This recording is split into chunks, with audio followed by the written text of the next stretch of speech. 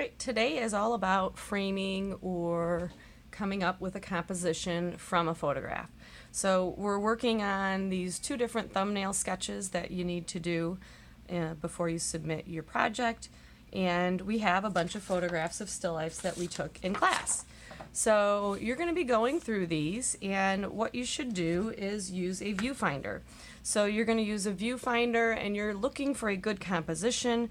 You're looking for one that takes up most of the space, that doesn't have too much negative space, that goes off the edges. So if I look at this one, I think this is a pretty good arrangement as far as the heights of different objects. There's overlapping. But if I'm using this viewfinder, what I'm going to notice is that there is this whole big area up here and down here, here and here, that nothing goes off the edges. Yes, I know there is a cloth behind there, but really that is a lot of blank negative space. So what can I do? I could use a smaller viewfinder. So I can use a smaller viewfinder and really zoom in, or I could use just a set of papers or strips to make my own size. So let's say instead of that rectangle, maybe I want to set up and do more of a square. So now when I frame it this way, I don't have as much negative space. Might even want to bring this down. So I'm looking again at the edges. I'm looking where my focal point is. I'm thinking my focal point is up over here somewhere. It's not right in the middle. If I could find an intersection of the rule of thirds, that would be great. So that's the easiest solution. Sometimes, though, when you use a viewfinder, you find out that you really like what's going on here, but you have too much negative space. So what should you do? Well, you could draw in or cut and glue in other objects from another photo or from another reference. So if I like this, I'm looking, this goes off the edge, that goes off the edge, but there's a lot of empty space. I'm going to draw where I want my viewfinder to be, the edge of my composition, and then I could draw in different objects. So since this has so much open space, that is where I would put my other objects. I have done this in this picture.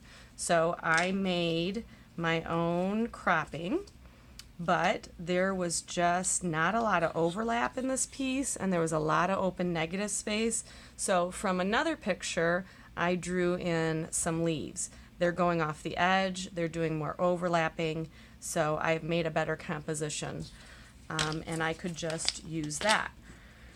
So my other option is I can take a existing photo, I can start to crop it, or I can take in cut pieces. So when I take in pieces of other objects, I'm looking at how they might overlap. Again, how do I crop it so that I have things going off the edges, I'm taking up a lot of space, my focal point's not in the middle. So I could do something like that, glue that down, and show where the edge of that piece is. Now, if none of those work for you, what you can do is you can draw out a completely new composition. So what I did here is I drew the border. I wanted to have a rectangle, and I'm going to start out with that. Then what I'm doing is I am drawing from my reference pictures. So here is a clock. I really like that clock.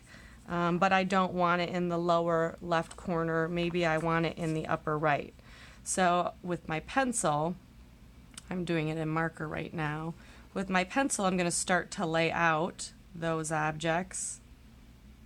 I don't have to go into a lot of detail because I will be using my reference photos later. So there's my clock. I want to have some overlapping things. So maybe I want to have this vase. I think I almost put that right in the middle. So I probably want to erase that.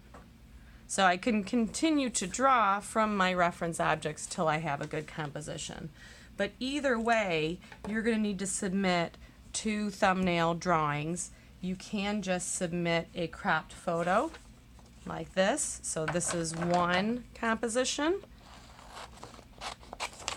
Go ahead and cut it out and either attach it to this paper or staple it with glue.